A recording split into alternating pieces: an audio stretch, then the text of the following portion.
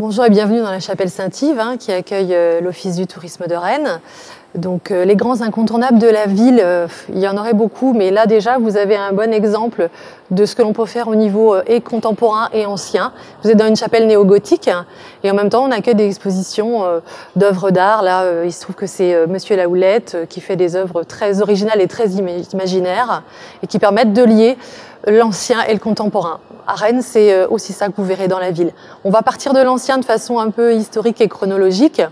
Les bâtiments incontournables de la ville, vous avez des lieux comme la place des Lys, avec ses deux halles façon Baltard, le Parlement de Bretagne qui est visitable pratiquement au quotidien, qui propose aussi de voir l'art pictural du XVIIe siècle, des plafonds à caissons, les sculptures boisées, et aussi les maisons à pans de bois. Vous avez pu remarquer là dans la ville que vous en avez un certain nombre.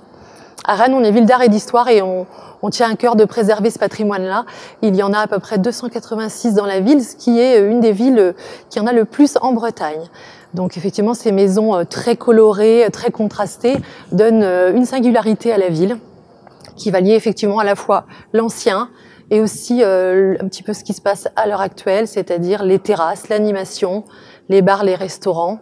C'est un peu la façon de vivre des Rennais. Et rien n'est mieux que d'interroger des Rennais pour savoir ce qu'est la ville.